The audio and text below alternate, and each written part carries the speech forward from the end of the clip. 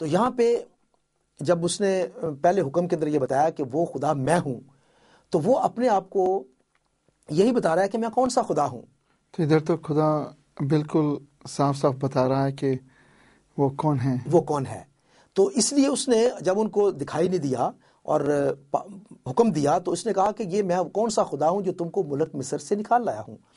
اور ایگزیکٹلی اگر آپ دیکھنا چاہتے ہیں کہ یہ بات جو ہے یہ خدا یسوع مسیح نے ہمیشہ یہ بات نے کہی کہ زندگی کی روٹی میں ہوں، قیامت اور زندگی میں ہوں، اچھا چرواہا میں ہوں، دنیا کا نور میں ہوں۔ مسیح خداوند نے ہمیشہ یہ بات کہی کہ میں ہوں میں ہوں میں ہوں۔ اس کا مطلب ہے کہ وہ اس وقت خدا کا نام جو ہے جو استعمال کرتے تھے، اور اس وجہ سے ہم جانتے ہیں کہ وہ خدا کے نام کے ساتھ اس دنیا میں آئے۔ تو اس کا مطلب ہے کہ آج اگر ہم اس خدا کی پرستش کرنا چاہتے ہیں جو کہ اس جگہ پہ ہم دیکھ سکتے ہیں، تو ہم کیسے اس کو جان سکتے ہیں؟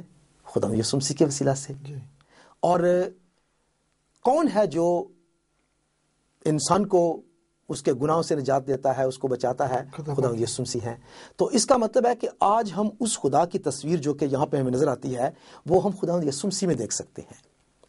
اور آج ہم اگر خدا کے حکموں پر عمل کرنا چاہتے ہیں تو ہم خدا یسوع مسیح کے حکموں پر جب عمل کرتے ہیں، جو کچھ اس نے سکھایا ہے، تو ایگزیکٹلی ہم خدا یسوع مسیح سے محبت رکھتے ہوئے ان حکموں پر بھی عمل اسی طرح کرتے ہیں۔ آمین۔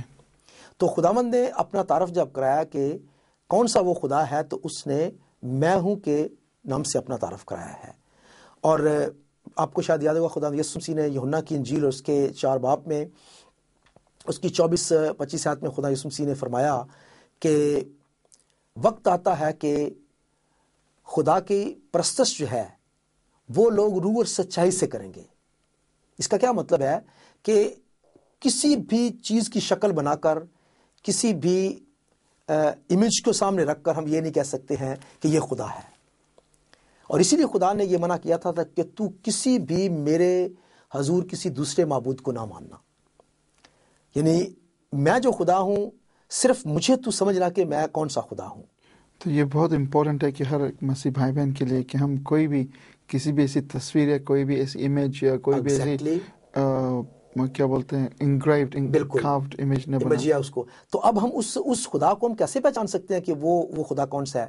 وہ خدا ہے اس بائبل کے اندر، جس کے وسیلہ سے ہم دیکھتے ہیں کہ کیسے ملک مصر سے بنی اسرائیل قوم باہر نکلے، کس طرح سے اس نے کام کیے، اور پھر ہم ساری یہ بائبل جو ہے اس خدا کے بارے میں بھری ہوئی ہے۔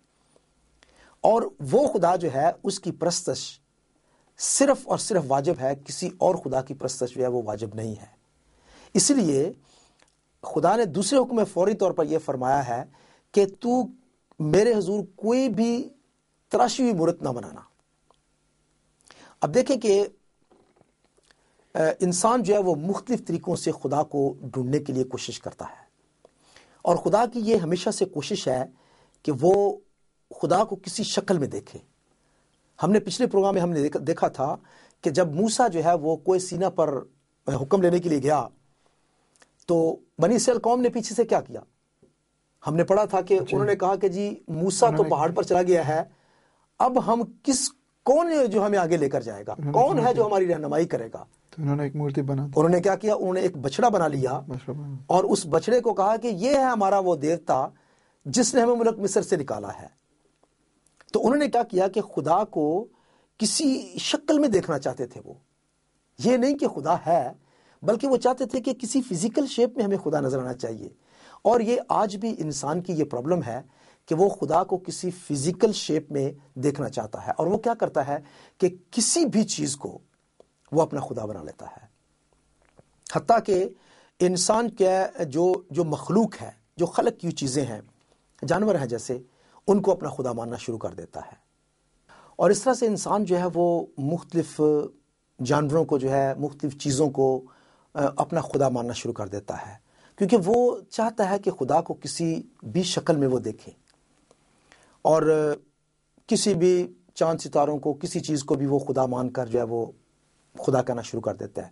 لیکن اگر ہم خدا کے کلام میں دیکھیں اور اس بات کو سمجھیں کہ خدا کے لیے کتنی بڑی یہ توہین کی بات ہے، اس کے لیے کتنی بڑی یہ مشکل بات ہے کہ اتنا بڑا خدا جس نے پوری دنیا کو خلق کیا ہے، کوئی اسے کسی دوسرے جانور سے تشبیہ دے. جیسے کوئی شخص جو ہے وہ کوئی تصویر اگر بنا لے، اس شخص کی تصویر بنا کر اور اس کے نیچے اس کا نام لکھ کر لے آئے، کسی جانور کی تصویر بنا کر اور اس کے نیچے اس شخص کا نام لکھ دے، تو وہ شخص کو کتنی توہین محسوس ہوگی. بالکل، کہ کیا میں یہ جانور ہوں؟ تو اس طرح سے اگر آپ کوئی بھی جانور کی شبیہ بنا کر، تصویر بنا کر اسے کہتے ہیں یہ خدا ہے، تو خدا کو کتنا دکھ ہوتا ہوگا. اگر ہم دیکھیں رومن چیپٹر 1 میں چاہتا ہوں کہ ہم یہاں دیکھیں رومن چیپٹر 1 اینڈ ورس 23، رومیو کے نام پولس رسول کا خط اور اس کا پہلا باب، اور اس کی اگر ہم 23 آیت پڑھیں تو یہاں پہ لکھا ہے، اور غیر فانی خدا کے جلال کو فانی انسان اور پرندوں اور چپاؤں اور کیڑوں مکوڑوں کی صورت میں بدل ڈالا. اس واسطے خدا نے ان کے دلوں کی خواہشوں کے مطابق ان کو ناپاکی میں چھوڑ دیا کہ ان کے بدن آپس میں بے حرمت کیے جائیں. اور ورس 25 میں لکھا ہے، اس لیے کہ انہوں نے خدا کی سچائی کو بدل کر جھوٹ بنا ڈالا اور مخلوقات کی زیادہ پرستش اور عبادت کی بنسبت اس خدا کے جو ابد تک محمود ہے. آمین. تو یہاں لکھا ہے کہ غیر فانی خدا کے جلال کو فانی انسان اور پرندوں اور چپاؤں اور کیڑوں مکوڑوں کی صورت میں بدل ڈالا.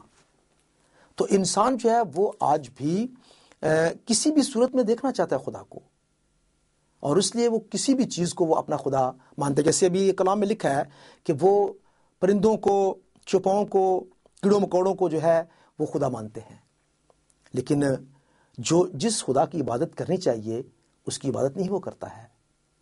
تو خدا جو ہے، پہلی بات یہ ہے کہ اس خدا کے علاوہ کسی اور کو خدا بنا دینا یا یہ ماننا کہ یہ خدا ہے، یہ خدا کو کسی طرح سے بھی منظور نہیں ہے. ہم جائیں گے واپس ایکسوڈس 20 میں. اگر برادر ہم انسان ہوتے ہوئے بھی اگر ہم دیکھیں جی کہ کوئی اپنی امیج جی کوئی دوسرے جانور سے جانور کی طرح بنا دے تو وہ ہمیں بھی پسند نہیں ہوگا. بالکل ایگزیکٹلی. اور خدا ہمیں بھی انسلٹ ہوگا. بالکل، خدا کی کتنی زیادہ انسلٹ ہوتی ہے اس بات سے کہ کسی بھی مخلوق کو جو خدا نہیں بنائی ہے اسے کوئی خدا کہنا شروع کر دے.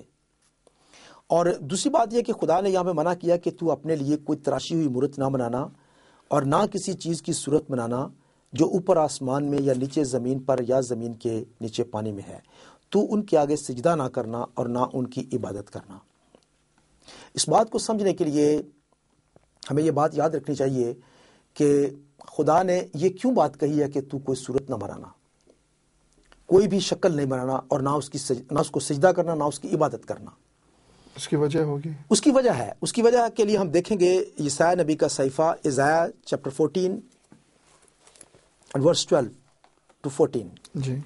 یسایہ نبی کا صحیفہ، اس کا 14 باب اور اس کی 12 آیت سے اگر ہم دیکھیں تو یہاں لکھا ہے، اے صبح کے روشن ستارے تو کیوں کر آسمان پر سے گر پڑا، اے قوموں کو پست کرنے والے تو کیوں کر زمین پر پٹکا گیا. تو اپنے دل میں کہتا تھا میں آسمان پر چڑھ جاؤں گا، میں اپنے تخت کو خدا کے ستاروں سے بھی اونچا کروں گا اور میں شمالی اطراف میں جماعت کے پہاڑ پر بیٹھوں گا، میں بادلوں سے بھی اوپر چڑھ جاؤں گا، میں خدا تعالیٰ کی مانند ہوں گا. تو یہاں پہ انگلش میں میرے خیال میں یہ 12ویں آیت میں لکھا ہے او لوسیفر. یس. تو روشن ستارہ جو ہے یہ لوسیفر ہے.